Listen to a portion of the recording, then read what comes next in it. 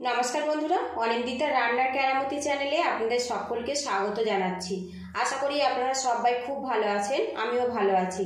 আজকে আমি একদম নতুন ধরনের আলুর তরকারির রেসিপি আপনাদের সাথে শেয়ার করব। পুরো ভিডিওটি দেখার অনুরোধ রইল। আলুর তরকারির জন্য দেখুন এখানে মিডিয়াম সাইজের দুটো আলু নিয়েছে। আর এই আলুর খোসাগুলো কিন্তু আমি ফেলবো না, আপনারা চাইলে কিন্তু ফেলে দিতে পারেন। আর এই আলুটা আগে থেকে আমি ধুয়ে নিয়েছি ভালো করে, এর গায়ের যে ধুলোটা ছিল সেটা বেরিয়ে গেছে। এখানে একটা বোলের মধ্যে কিছুটা জল নিয়েছি, আর এখানে দেখুন গ্রেটার নিয়েছি।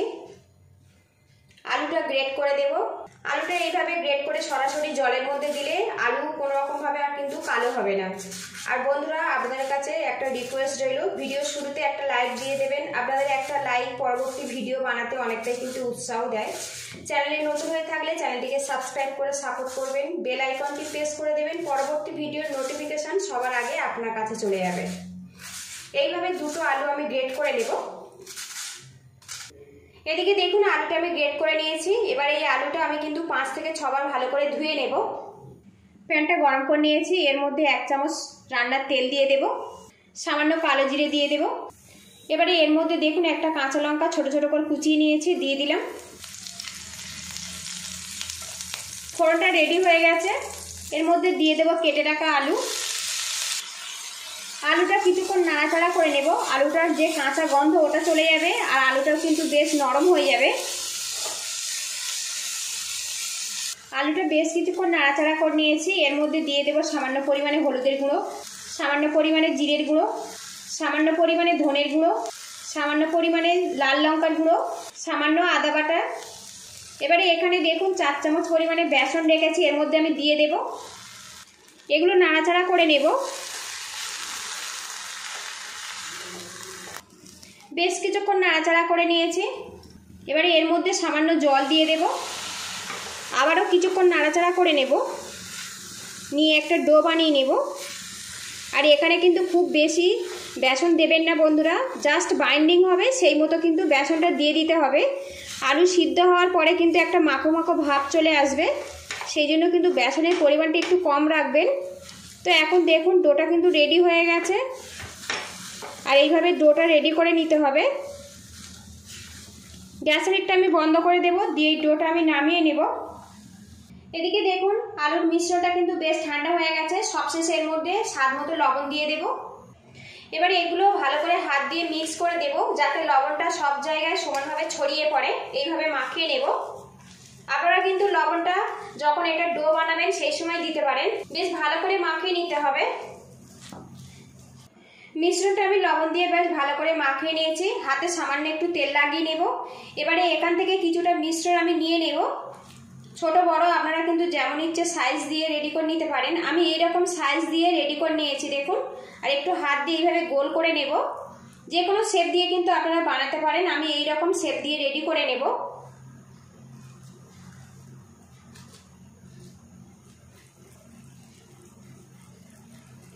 সবগুলো এইভাবে আমি গোল্লা পাকিয়ে নেব। সবগুলো গোল্লা আমি রেডি করে নিয়েছি। আর এখন দেখুন পুরো ছোট ছোট আলুর মতো দেখতে লাগছে, এইভাবে কিন্তু রেডি করে নিতে হবে। আবারও কড়াটা গরম করে নিয়েছি, আর এর মধ্যে দিয়ে দেবো রান্নার তেল। তেলের পরিমাণটা কম রাখবো, তেলটা ভালো করে গরম করে নেব। এবারে এর মধ্যে আলুর গোল্লাগুলো দিয়ে দেব। দুটো ব্যাচে আমি কিন্তু আলুর গোল্লাগুলো ভেজে নেব। এখানে আলুটা যেহেতু সিদ্ধ, গোল্লাগুলো কিন্তু ভাজতে খুব বেশি সময় লাগবে না। এদিকে দেখুন উল্টে পাল্টে গোল্লাগুলো কিন্তু আমি ভেজে নিয়েছি, আর এইরকম হালকা ব্রাউন করে ভেজে নিতে হবে। এবারে এগুলো আমি তুলে নেব। আর আপনারা চাইলে কিন্তু এইভাবেও শসার সাথে পরিবেশন করতে পারেন। বাকিগুলো আমি এইভাবে ভেজে নেব। আর এখন দেখুন এখানে কিন্তু কোনো রকম আর তেল ব্যবহার করতে হবে না। সবগুলো আলুর গোল্লা কিন্তু আমি ভেজে নিয়েছি, এর মধ্যে আর কোনো রকম তেল দিতে হবে না। এবারে এখানে দেখুন সামান্য পরিমাণে সাদা জিরে রেখেছি, দিয়ে দিলাম। জিরেটা দেখুন ফোড়ন হয়ে গেছে। এবারে এখানে কিছুটা টমেটো আমি গ্রেট করে নিয়েছি, সেটা দিয়ে দেব। আর বন্ধুরা, আজকের এই আলুর তরকারি রেসিপিটা আমি নিরামিষভাবে বানাচ্ছি, আপনারা চাইলে কিন্তু আদা রসুন পেঁয়াজ ব্যবহার করতে পারেন। এবারে এর মধ্যে এই পেস্ট আমি দিয়ে দেব।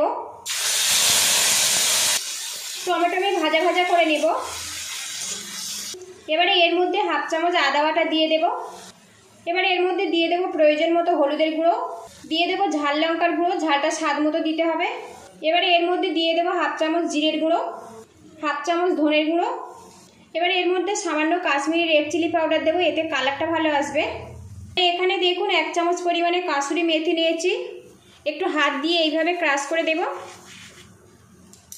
আর অবশ্যই একটু কাসুরি মেথি দেওয়ার চেষ্টা করবেন, এতে কিন্তু এই আলুর তরকারি খেতে কিন্তু খুবই ভালো লাগবে। স্বাদ মতো লবণ দিয়ে দেব। এবারে এখানে সামান্য জল দিয়ে দেব। এবারে এগুলো একসঙ্গে ভালো করে কষিয়ে নেব।